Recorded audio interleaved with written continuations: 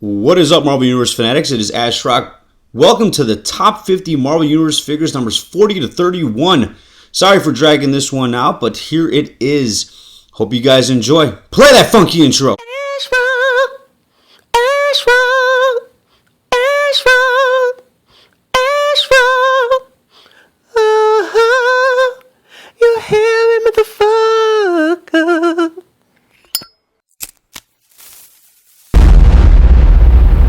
That's crispy.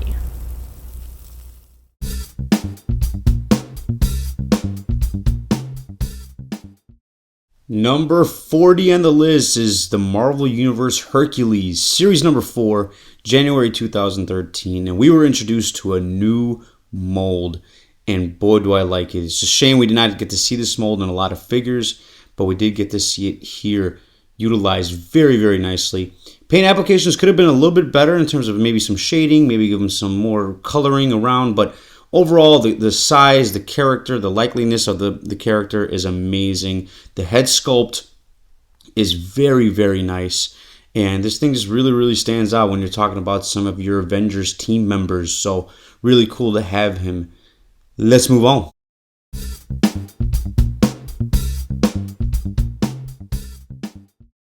Number 39 is Marvel Universe Rhino. This figure came out in series number 5, July 2013. And similar to Hercules, we got introduced to a brand new mold. And this mold has only been used twice on Rhino and on Abomination/A-Bomb variant. Great looking figure. Limited articulation in some aspects, but still not bad.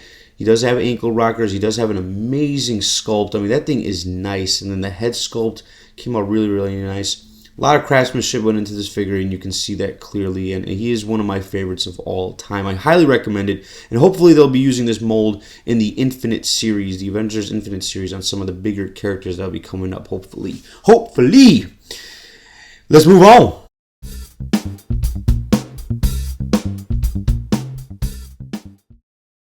Number 38 is Blastaar. This figure came out in series number 4, November 2012, and it is an amazing, amazing figure. And the character selection, that's what MU is all about, character selection. I mean, other than MU, you'd have to go to Mini-Mates or Lego to really get that crazy character selection. But here we have a great looking character. There was a variant to this one where he has the glowing hands. You guys have probably seen that one too. Both equally great, but I'm just showcasing this one. I just feel like this one's my personal favorite. But the sculpt, the hair, the look at that face. I mean, this is a great looking figure. The paint applications came out really nice. This is a clean figure from head to toe. And if he's not in your collection, then there's something wrong with you, seriously. No, but pick this bad boy up. Highly recommend it. Let's move on.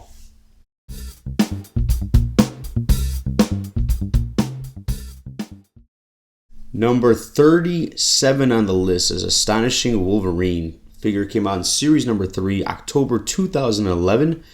And this is the only Wolverine on the list. Spoiler alert. But we didn't get many great Wolverines. Most of the Wolverines we got in the Marvel Universe line were from the Wolverine Origins line, which at its time wasn't too bad. But as Marvel Universe started to get better, new molds, better articulation, better paint, they kind of put Wolverine on the back burner. They just kept utilizing the same mold, except for this figure here. This mold was also utilized in the X-Force 3-pack with Deadpool and Warpath. I did not like that Wolverine that much. I mean, I thought he was okay, but I thought this one here was just great.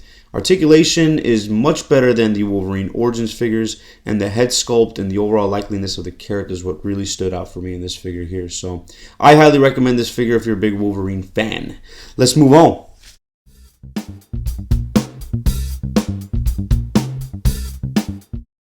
Number 36 on the list is the Marvel Universe AIM Soldier. Came out in series number 2, April 2010. And again, introducing a new mold.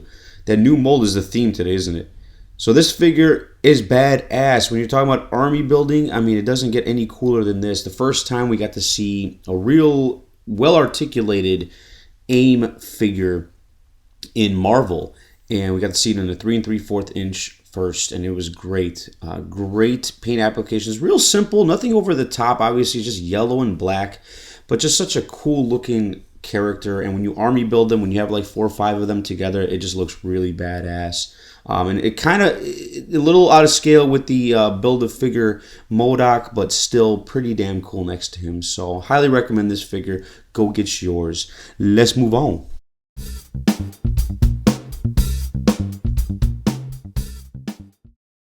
Number 35 on the list is Marvel Universe Angel. Came out in series number 4, January 2013. Now, there is another version of this figure that comes out in a Toys R Us exclusive 5-pack or 6-pack, I believe, with the X Factor characters. It's got Sinister, Apocalypse, blah, blah, blah. That one is in red. This one is in blue. And I like this one a lot better, not only because of the blue, but because of the wings. The wings really stand out on this figure. And it is an amazing figure because of the wings. Very well articulated, very well sculpted. Look at the paint applications on that thing. This figure definitely stands out in your collection. The only thing I don't like about this figure is the lack of a hinge on the head to give him that full flying posability that we really, really want in an Angel figure. But other than that, this is an amazing figure and definitely in the top 50 of all time. Let's move on.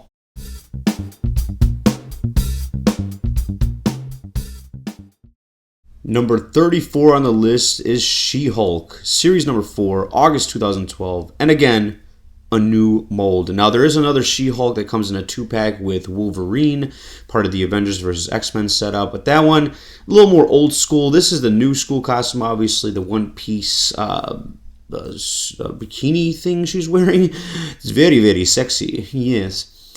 But great figure, great sculpt. Articulation is immaculate. You couldn't ask for more articulation, with the exception of possibly a waist swivel. But other than that, you got double jointed elbows on this. You don't have many Marvel Universe figures with double jointed elbows. And for this to have that is just remarkable, and she just looks great next to your Avengers setup. So highly recommend this figure. If you don't have her, go get her, please. Let's move on.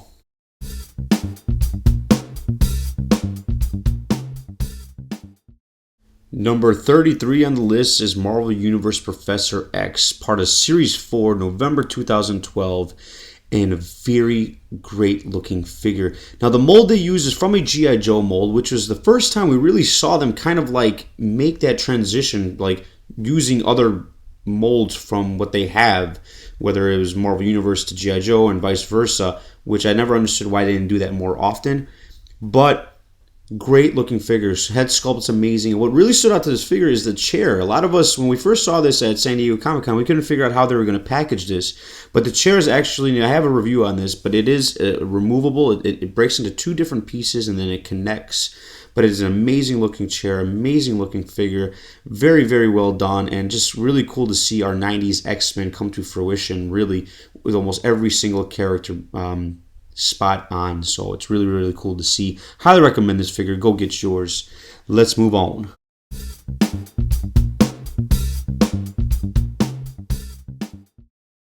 Number 32 on the list is Dark Spider-Man. This came in a 2-pack with Dakon, August 2010, and it is badass. I love this figure so much.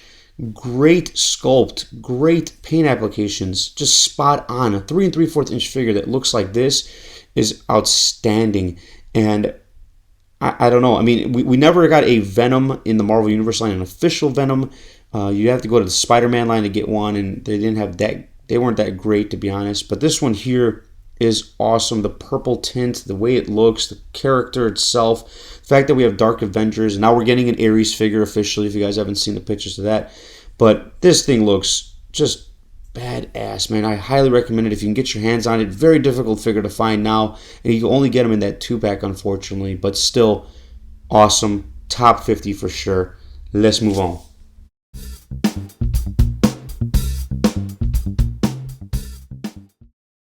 Number 31, Beta Ray Bill. Series number 4, August 2012.